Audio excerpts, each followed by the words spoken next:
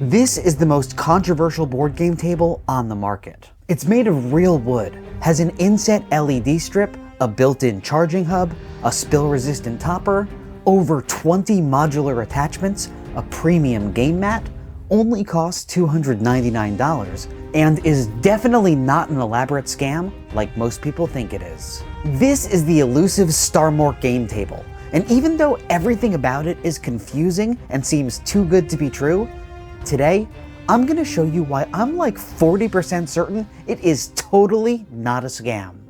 First off, if you're unfamiliar with board game tables, they are expensive. If you want one made of real wood with a topper, you historically would have to pay over $1,000, and that'd be for a cheap one. That's why this email I got from Starmork caught my eye.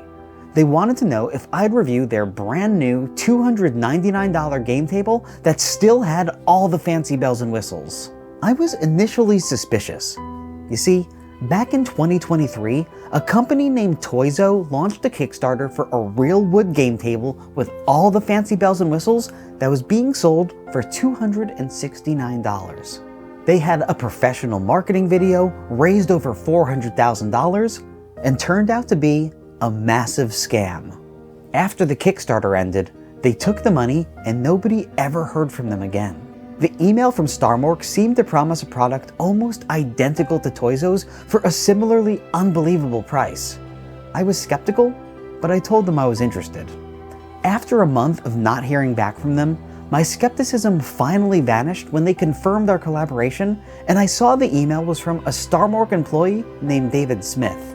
I felt confident now that I had a real name attached to the company. According to mynamestats.com, David Smith is the second most popular name in the United States, belonging to over 41,000 people. It's definitely not the kind of name a scammer would pick if they were trying to come up with a generic American-sounding name to trick people with. Anyways, their Kickstarter was scheduled to run from September 2nd to October 2nd, and they told me I should expect to receive my table in late September. That made complete sense to me, since it's always good to wait until the very end of a campaign before getting any press coverage. They also preceded the Kickstarter with an option for customers to put down a $5 deposit, which is what all the trustworthy board game companies do nowadays.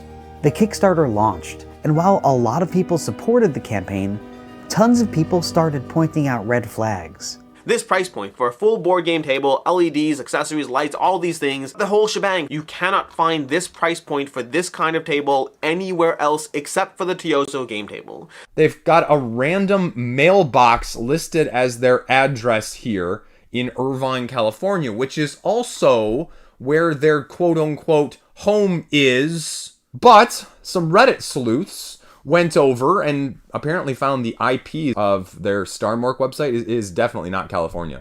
It's over in Asia. And some people even accused their main video of being AI generated.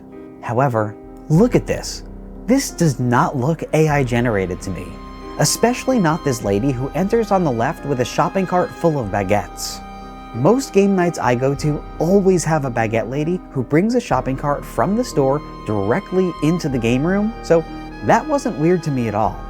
To quell concerns, Starmork released some videos of their factory and also introduced us to the Starmork team: Lorenzo, Mark, Huang, and Song. David Smith was nowhere to be found, but my guess is that he's just a really shy guy and didn't want to be a part of the publicity.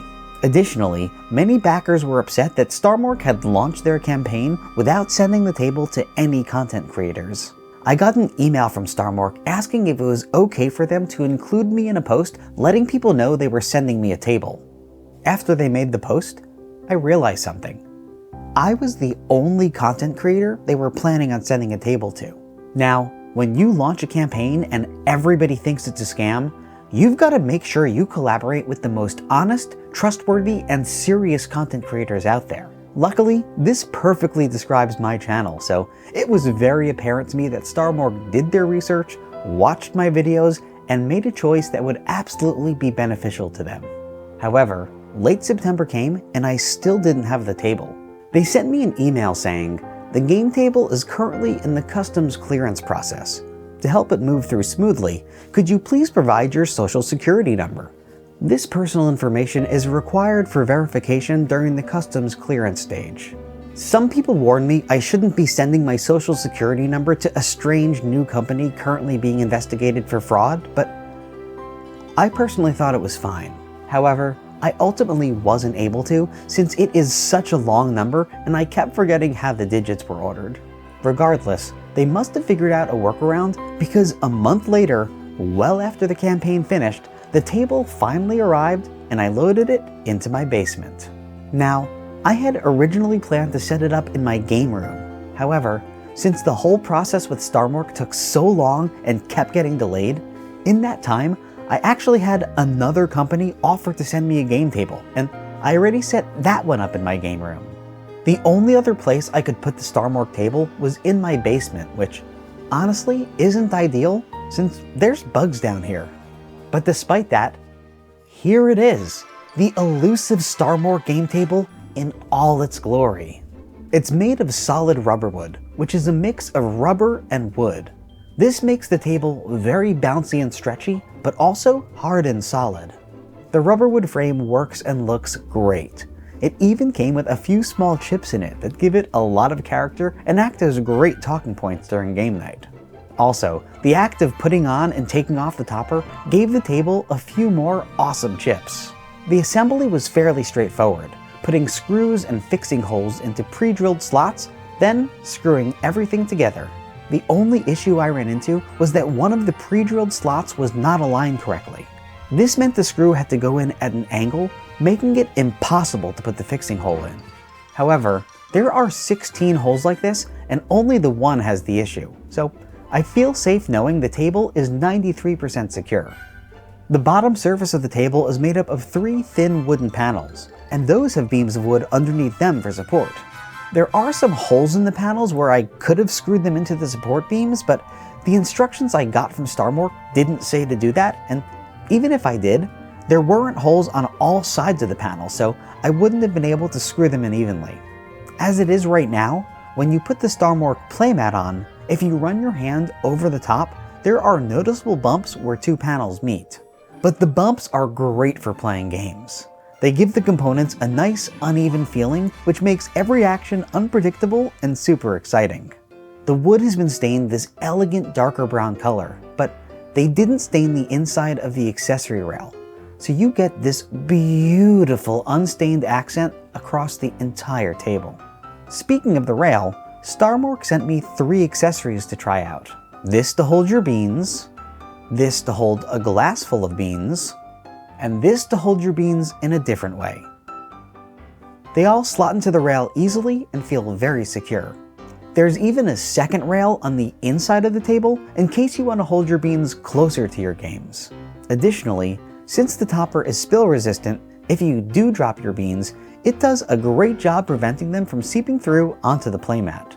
The joints of the toppers are sealed with rubber strips, which direct the beans away from the play area, allowing you to safely use as many beans as you'd like. Plus, as a bonus, the rubber also retains some of that great bean smell. The toppers have little rubbery squares underneath them, which allow them to nestle into the table and stay in place. However, if you unscrew them, they unfortunately do not work at all.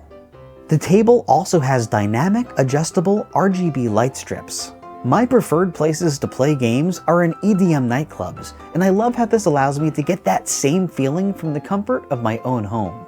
The lights even have a special mode that makes them blink and change colors really fast. This is a great way to give your opponent a seizure if it looks like they're about to win a game. There's also a charging hub. This is great for making sure you'll be able to look at your phone instead of paying attention on other people's turns. And that's it, the real Starmork table live and in the flesh. All in all, I'm pretty impressed with it. Sure, there might be a few imperfections, but I feel like they are totally forgivable given the price point. I hope you can see now that there is no way the Starmork table is a scam. It's literally right here in front of me, and unless they just made this one table to send to me in order to trick more people into placing orders they never intend to fulfill, I think it'd be crazy to think otherwise. Now if you'll excuse me, I've got a game night tonight, and my baguette lady should be here any minute.